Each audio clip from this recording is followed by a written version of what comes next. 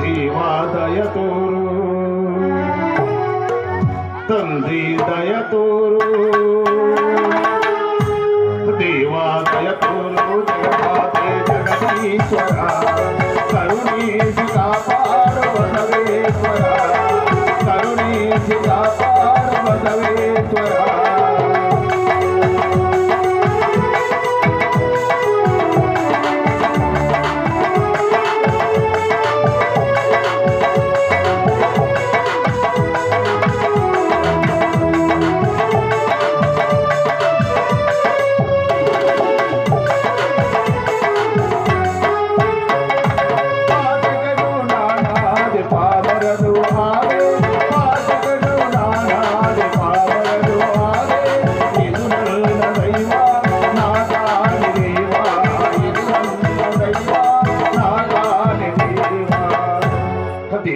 ದಯ ತೋರು ತಂದೆ ದಯ ತೋರು ದೇವಾ ದಯ ತೋರು ಜಗದೀಶ್ವರ ಕರುಣೀಸಿ ಕಾಪಾಡ ಬಸವೇಶ್ವರ ಕರುಣೀಸಿ ಕಾಪಾಡ ಬಸವೇಶ್ವರ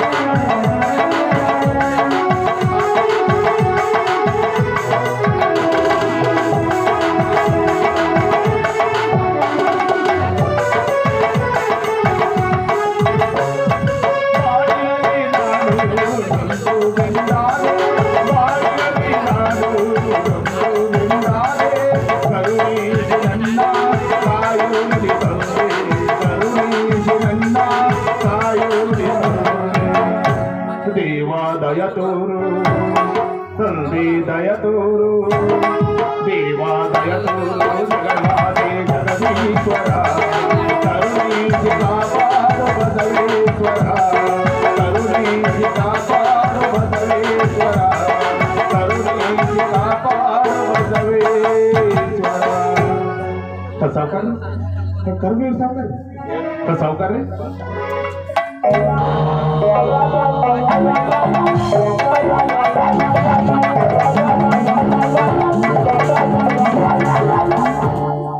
ನಮಸ್ಕಾರ ಸಾವುಕಾರ. ಹಾ ನಮಸ್ಕಾರ ರವಿ.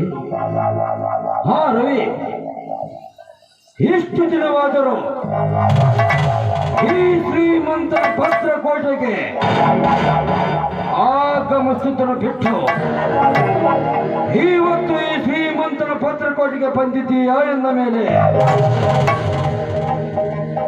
ನಾನು ಕೊಟ್ಟ ಸಾಲ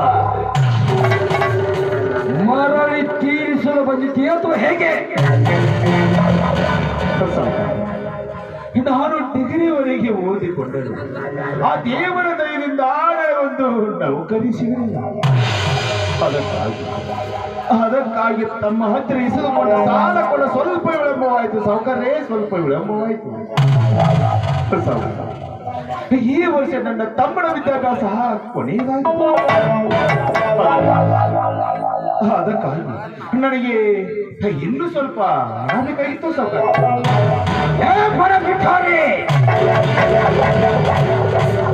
ಕೊಟ್ಟ ಸಾಲವನ್ನೇ ಮರಳಿ ತೀರಿಸಲಾಗದೆ ನನಗೆ ದೊಡ್ಡ ಎಂದು ಕೇಳಿದರೆ ಈ ಶ್ರೀಮಂತರ ಮನೆಯಾಗ ದುಡ್ಡಿನ ಗಿಡ ಅಂತ ತಿಳಿದಿಲ್ಲ. ಹೇ ಬಡ ಭಿಕಾರಿ, ಮೊದಲು ನಾನು ಕೊಟ್ಟ ಸಾಲವನ್ನು ತೀರಿಸು, ಆಮೇಲೆ ದೊಡ್ಡ ಕೇಳು.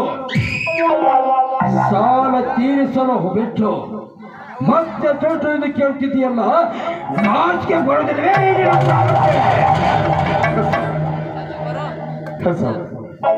ನಿಮ್ಮಂತ ನಿಷ್ಠಾವಂತ ಶ್ರೀಮಂತ ಊರೊಳಗಿರುವ ದೊಡ್ಡ ಮರದ ಆಲದ ನೆರಳಿದ್ದಂತೆ ಅದೇ ನೆರಳು ಉರಿಯುವ ಬೆಂಕಿ ಆದರೆ ನಮ್ಮಂತ ಬಡವರು ಬದುಕುವುದಾದರೆ ಸಾವುಕಾರೇ, ಬದುಕುವುದಾದರೆ ಹೇಗಾದರೂ ಮಾಡಿ ಇದು ಒಂದು ಸಾರಿ ಹಣ ಕೊಟ್ಟು ಪುಣ್ಯ ಕಟ್ಟಿಕೊಳ್ಳಿ ಸಾವುಕಾರೇ ನಿಮಗೆ ಕೈ ಮುಗಿದು ಕೇಳಿಕೊಳ್ತೇನೆ. ಲೇ ರವಿ, ಕೈ ಮುಗಿದರು ಕರುಣ ತೀರಲು ನಾನೇನು ದೇವರನಲ್ಲ.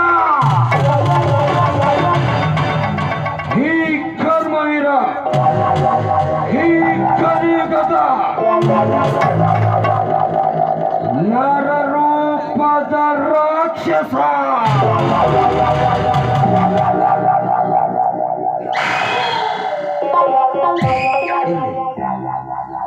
ಪಾಪ ಬಡತನ, ಬಡೋರಂದ್ರ ನಾಲ್ಗಿ ಮ್ಯಾಲ್ ನಡ್ಕೊಳ್ಳೋ ಜಾತಿ. ಸತ್ಯ ಹರಿಶ್ಚಂದ್ರ ವಂಶದವ್ರಿದ್ದಂಗ ಇರ್ಲಿ. ರವಿ, ಬಡವರ ಕಣ್ಣಲ್ಲಿ ನೀರು ನೋಡಿದ ತಕ್ಷಣವೇ ಈ ಶ್ರೀಮಂತನ ಮನಸ್ಸು ಕರಗಿ ನೀರಾಗಿ ಹೋಗುತ್ತೆ. ತಮ್ಮನ ವಿದ್ಯಾಭ್ಯಾಸ ಅಂತ ಹೇಳ್ತಾ ಇದೀಯ, ಆಯ್ತು. ಅವನ ತಮ್ಮನ ವಿದ್ಯಾಭ್ಯಾಸಕ್ಕಾಗಿ ಎಷ್ಟು ದುಡ್ಡು ಬೇಕು ಕೇಳು. 50,000 ರೂಪಾಯಿ ಬೇಕಾಗಿತ್ತು ಸಾವುಕಾರೇ. 50,000 ರೂಪಾಯಿ ಏನು? ಆ ನಿನ್ನ ತಮ್ಮನ ವಿದ್ಯಾಭ್ಯಾಸಕ್ಕಾಗಿ ಕೇವಲ 50,000.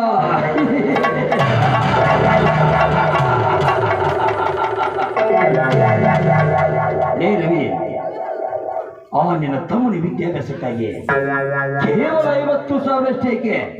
1 ಲಕ್ಷ ತೆಗೆದುಕೊಂಡು ಹೋಗು. ಈಗ ತಾವು ಮಾಡಿದ ಉಪಕಾರದ ಭಾವವೇ ನನ್ನ ಮೇಲೆ ಸಾಕಷ್ಟು ಇದೆ. ಈಗ ನನ್ನ ತಮ್ಮನ ವಿದ್ಯಾಭ್ಯಾಸಕ್ಕಾಗಿ ನನಗೆ 50,000 ಮಾತ್ರ ಬೇಕು. ನನಗಷ್ಟೇ ಸಾಕು ಸಾವುಕಾರೇ, ನನಗಷ್ಟೇ. ಹಾ ರವಿ, ಹೇಳಿ ಸಾವುಕಾರೇ. ನಿನ್ನ ಹತ್ತಿರ ಇನ್ನೊಂದು ವಿಷಯ ಹೇಳ್ತೇನೆ. ನಾನು ಕೊಡ್ತಾ ಇರೋದು ಸಾಲ ನಿನಗೆ. ನಿನ್ನ ತಮ್ಮನ ಮುಖ ನೋಡಿಯಲ್ಲ, ಆದರೆ ಮುಂದೊಂದು ದಿನ ಈ ದುಡ್ಡು ಮುಚ್ಚಿಸುವವರೆಗೂ ಆ ನಿನ್ನ ಕಥೆ ಅಧೋಗತಿ ಆಗುತ್ತೆ.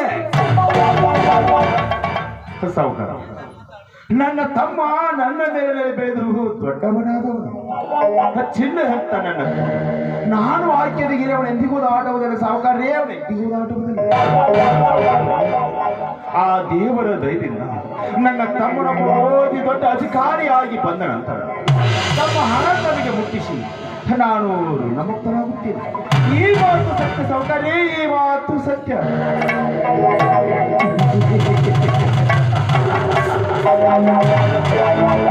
ಅದೇನು ಅಂತಾರಲ್ಲ, ತಿರುಕೊನೊಬ್ಬ ಹಗಲು ಹೊತ್ತಿನಾಗ ಯಾವ್ದ್ಯಾವ್ದು ಕನಸು ಕಾಣ್ತಿದ್ದಂತ.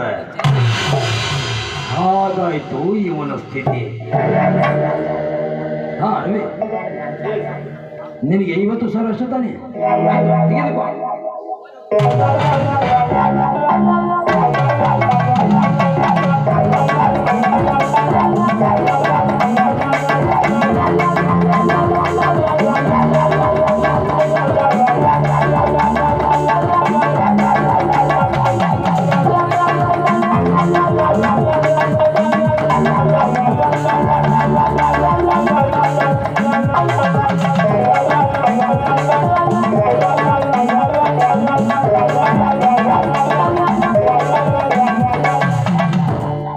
ಲೇ ರವಿ, ಹಣ ನೋಡಿದರೆ ಏನವೋ ಕೂಡ ಬಾಯಿ ಬಿಡೋದು ಈ ಕಲಿಯುಗದಲ್ಲಿ.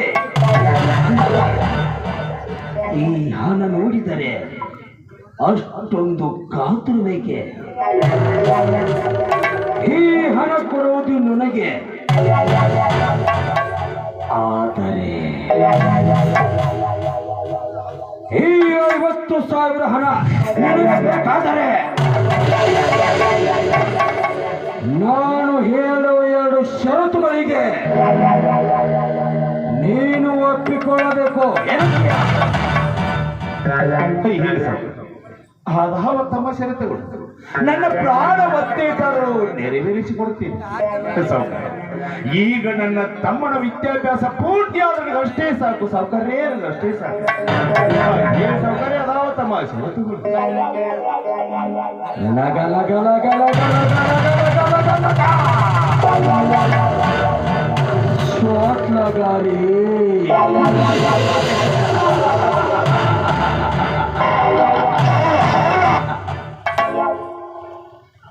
ನೋಡು ರವಿ, ಹೇಳಿ ಸರ್.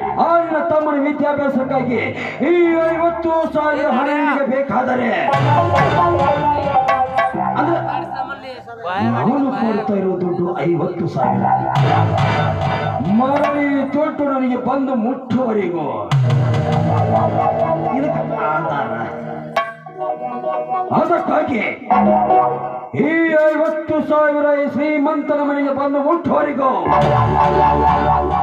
ನಿನ್ನ ಸರ್ವಾಸ್ತಿ ಅಲ್ಲ ಈ ಶ್ರೀಮಂತನ ಹೆಸರಿಗೆ ಪಡೆದುಕೊಳ್ಬೇಕು. ನನ್ನ ಸರ್ವಾಸ್ತಿಯನ್ನು ನಿಮ್ಮ ಹೆಸರಿಗೆ ಬರೆದು ಕೊಡಬೇಕೆ? ನನ್ನ ತಮ್ಮನೊಬ್ಬ ಓದಿ ದೊಡ್ಡ ಅಧಿಕಾರಿಯಾಗಿ ಬಂದ ನಂತರ ಈಗಿರುವ ಆಸ್ತಿಯನ್ನು 10 ಪಟ್ಟು ಗಳಿಸಬಹುದು. ನೀವು ಹೇಳಿದಕ್ಕೆ ನನ್ನ ಸರ್ವ ಆಸ್ತಿಯಲ್ಲವನ್ನು ನಿಮ್ಮ ಹೆಸರಿಗೆ ಆಯ್ತು ರವಿ, ನಾನು ಹೇಳುವ 1ನೇ ಷರತ್ತಿಗೆ ಒಪ್ಪಿಕೊಂಡಿದ್ದೇನೆ. ಆದರೆ ನನ್ನ 2ನೇ ಷರತ್ತು ಏನೆಂದರೆ ನಾನು ಮೊದಲು ಕೊಟ್ಟ ಸಾಲ 50,000, ಈಗ ಕೊಡುವ ಸಾಲ 50,000. ಈ ಎರಡನ್ನು ಒಟ್ಟಿಗೆ ಮಾಡಿದರೆ 1,00,000. ಈ ದುಡ್ಡು ನನಗೆ ಮುಟ್ಟುವರೆಗೂ ಈ ಶ್ರೀಮಂತರ ಸ್ಥಾನದಲ್ಲಿ ನೀನು ಜೀತದಾರಾಗಿ ದುಡಿಯಬೇಕು. ಆಗಿದೆ ಸರ್, ನೀವು ಹೇಳಿ